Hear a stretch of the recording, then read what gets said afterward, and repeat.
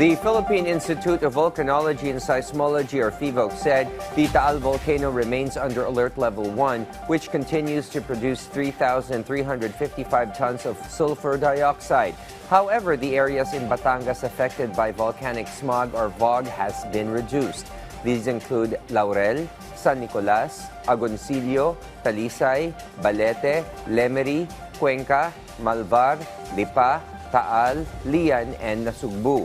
As the volcanic smog has slightly decreased in Tanawan, some fisher folk are able to catch fish and are able to sell them.